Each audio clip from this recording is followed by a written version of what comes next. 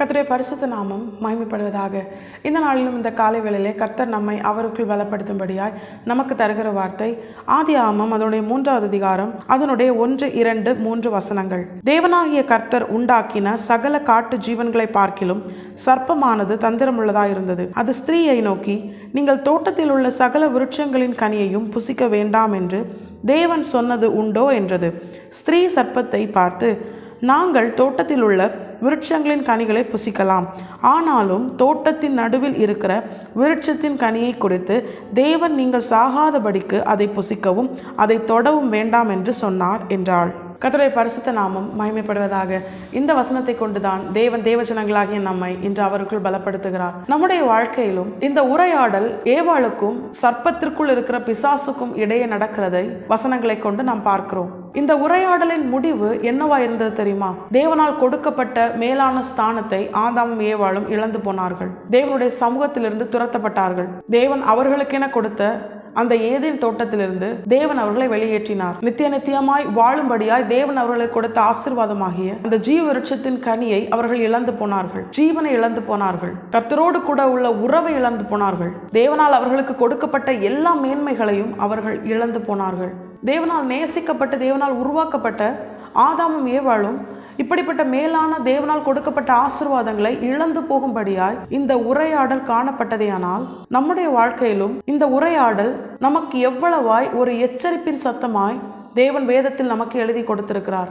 ஏவாளை தேவன் எதற்காக உருவாக்கினார்? சர்ப்பத்தோடு கூட உரையாடவோ, சர்ப்பத்திற்குள் இருக்கிற பிசாசோடு கூட உரையாடவோ தேவன் ஏவாளை உருவாக்கவில்லை. வேதம் தெளிவாய் சொல்லுகிறது. ஆதியாகமத்தின் புஸ்தகம் அதனுடைய 1வது அதிகாரம் அதனுடைய 18வது வசனத்துல, மனுஷன் தனிமையா இருப்பது நல்லதல்ல என்று சொல்லி அவனுக்கு ஏற்ற துணையாய் கர்த்தர் ஏவாளை உருவாக்கினார். அவனோடு கூட இருக்கும்படியாய் உருவாக்கப்பட்ட ஏவாள் இந்த வசனங்களின் பிரகாரம் பார்க்கும் பொழுது இப்பொழுது அவள் ஆதாமோடு கூட பேசுவதை விட்டுவிட்டு அவ யார் கூட பேசுறா? சர்ப்பத்தோடு கூட பேசுறா. சர்ப்பத்திற்குள் இருக்கிற பிசாசோடு கூட பேசுறா.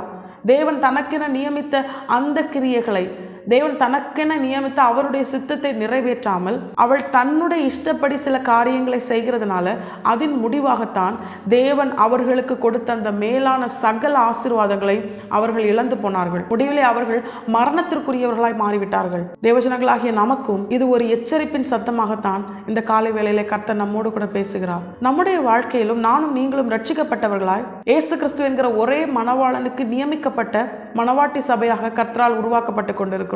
எப்படி ஆதாமுக்குள் இருந்து ஏவாள் எடுக்கப்பட்டாலோ அதே போல நானும் நீங்களும் கல்வாரி சிலுவையிலே கிறிஸ்துவின் சரீரம் கிழிக்கப்பட்ட பொழுது அவருக்குள் இருந்து அவருடைய விழாவிலிருந்து மணவாட்டி சபையாகிய நம்மை தேவன் எடுத்து அவருக்கென உருவாக்கி கொண்டிருக்கிறார். இதை உணர்கிறோமா? நம்மையும் கர்த்தர் 2ஆம் ஆதாமாகிய இயேசு கிறிஸ்துவுக்கு ஏற்ற துணையாகத்தான் உருவாக்குகிறார். அவரோடு கூட இருக்கும்படியாய் ஒரு நாள் அவர் வந்து நம்மை அழைத்து செல்வார். அவருடைய சிங்காசனத்திலே, அவருடைய வலது பாரசத்திலே அவரோடு கூட இருந்து நித்தியமாய் ஆளுகை செய்யும்படியாய் அந்த ஸ்தானத்திற்குரியவர்களாகத்தான் இப்பொழுது மணவாட்டி சபையாகிய நாம் உருவாக்கப்பட்டு கொண்டிருக்கிறோம். இதை எப்படி ஏவாள் ஆதாமோடு கூட பேசும்படியாய், ஆதாமுக்கு உதவியாய், ஆதாமுக்கு ஏற்ற துணையாய் கர்த்தர் உருவாக்கினாரோ அதே போலதான் நம்மையும் கிறிஸ்து இயேசுவுக்கு ஏற்ற துணையாய், அவருக்கு உதவியாய், அவரோடு கூட பேசும்படியாய், அவருடைய சித்தத்தை நிறைவேற்ற தேவன் நம்மை அவருக்கென நியமித்து தெரிந்து கொண்டு உருவாக்கி கொண்டிருக்கிறார். ஏற்ற துணையாய் எப்பொழுது தேவன் நம்மை உருவாக்கி முடிக்கிறாரோ அப்பொழுது அவர் வந்து நம்மை அழைத்து செல்வார். இந்த ஸ்தானத்தை உணராமல் இப்பொழுது நாம் நிறைவேற்றுகிற அநேக கிரியைகள்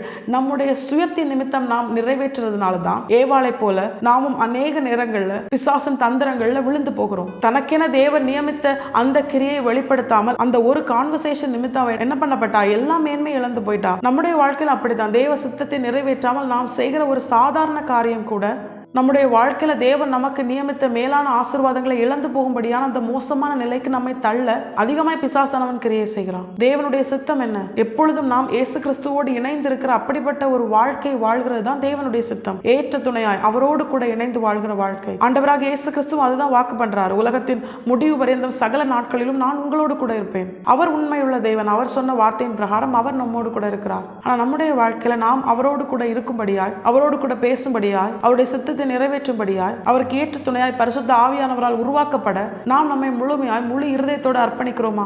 இன்னும் நம்முடைய மனமும் மாமிசம் விரும்புகிற பிரகாரம் இந்த காரியங்களெல்லாம் உணராம பாவ கிரியைகளுக்கும் உலகத்திற்கும் மாம்சத்திற்கும் உலக தேவைகளுக்கும் உலக மனிதர்களுக்கும் முக்கியத்துவம் கொடுத்து பிசாசின் கிரியைகள்னால பாவத்தினால அடிமைப்பட்டு தேவன் நம்மோடு கூட இருக்கிற அந்த ஸ்தானம் அதை இழந்து போகும்படியான பொல்லாத கிரியைகளை நடப்பிக்கிற மனுஷர்களாகத்தான் நாம் இருக்கிறோம். சபையில இணைக்கப்பட்டிருக்கிறோம், ஆனா கிறிஸ்துவின் மனவாட்டியாய் உருவாக்கப்பட்டிருக்கிறோமா? எல்லா சபையில் இருக்கிறவர்களும் தேவனுடைய மனவாட்டியாய் உருவாக்கப்படுகிறார்களா அப்படின்னு கேட்டா நிச்சயமா இல்லை. அவருடைய வருகையில் தான் யார் யார் உண்மையாக அவருக்கென உருவாக்கப்பட்ட மனவாட்டி சபையாய் தங்களை அர்ப்பணித்தார்கள் என்று நாம் அறிந்து கொள்ள முடியும். மற்றவர்களை குற்றம் சாட்டுவதை விட்டுவிட்டு அந்த பிசாசின் கிரியை நாம் செய்யாதபடிக்கு நம்மை நாமே நிதானித்தறிவோம். நம்முடைய வாழ்க்கையில நாம் ஏற்ற துணையாய் கர்த்தருக்கென உருவாக்கப்பட பரிசுத்த ஆவியானவரால் முழுமையாய் கர்த்தருக்கேற்ற மனவாட்டியாய் உருவாக்கப்பட நாம் நம்மை அர்ப்பணித்திருக்கிறோமா? இந்த நாளிலும் கர்த்தர் நம்மை எச்சரித்து உணர்த்துகிறார். அந்த கடைசி நாட்களிலே எப்பொழுது கர்த்தருடைய வருகை இருக்கும் என நமக்கு தெரியாது. எப்பொழுது அவர் வந்து தன்னுடைய மனவாட்டியை அழைத்து செல்ல அவர் ஆயத்தமா இருக்கிறார், எப்பொழுது அந்த நாள் எந்த நாளிகை என்று நமக்கு தெரியாது. அவர் வரும் நாளையும் நாளிகையும் நாம் அறியாததுனால எப்பொழுதும் ஆயத்தமா இருக்க வேண்டும் என்று வேதம் நமக்கு கற்றுத்தருகிறது. அதற்காக நாம் நம்மை அர்ப்பணிக்கிறோமா? மனவாட்டி சபையாகிய நம்மை குறித்த தேவ சித்தம் கிறிஸ்துவோடு நாம் இணைக்கப்பட்டிருக்க வேண்டும். அவரோடு கூட வாழுகிற அனுபவம்,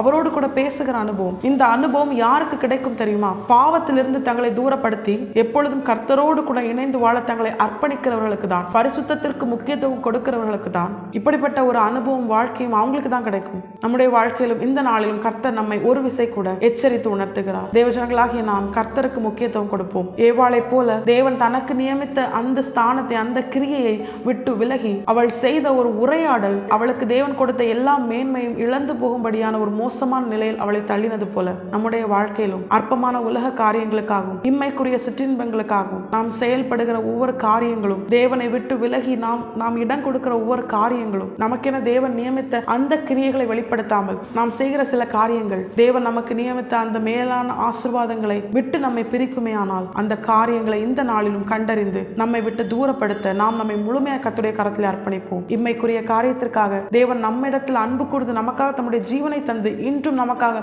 பரிந்து பேசிக் கொண்டிருக்கிற நம்முடைய ஆண்டவராக இயேசு கிறிஸ்துவின் அன்பை உணர்ந்து அவரை இழந்து போகாதபடிக்கு அவருக்காக வாழ, அவருக்காக அவருடைய ஏற்ற மனவாட்டியாய் உருவாக்கப்பட பரிசுத்த ஆவியானவர் அவருக்கேற்ற மனவாட்டியாய் நம்மை உருவாக்க நாம் நம்மை முழுமையாய் கர்த்தருடைய கரத்தில் அர்ப்பணிப்போம். கர்த்தரோடு இணைந்த வாழ்க்கை, கர்த்தரோடு பேசுகிற அனுபவம், கர்த்தருக்கு பிரியமான பரிசுத்த வாழ்க்கையை வெளிப்படுத்தி அவருக்கு ஏற்ற துணையாய் உருவாக்கப்பட நாம் நம்மை கர்த்தருடைய பாதத்திலே அர்ப்பணிப்போம். கர்த்தர் நிச்சயமாய் வந்து நம்மை அவரோடு கூட அவருடைய ரகசியவர்கள் அழைத்து சென்று அவருடைய மனவாட்டியாய் அவருடைய வலது பாரசத்தில் வீற்றிருக்க வைத்து நித்தியமாய் அவரோடு கூட ஆளுகை செய்ய வைப்பது அதிக நிச்சயம். கர்த்தர் தாம் இந்த வசனத்தை கேட்டு நாம் அனைவரையும் ஆசீர்வதித்து வழி நடத்துவாராக. கர்த்தருடைய பரிசுத்த நாமம் மட்டுமே மகிமைப்படுவதாக.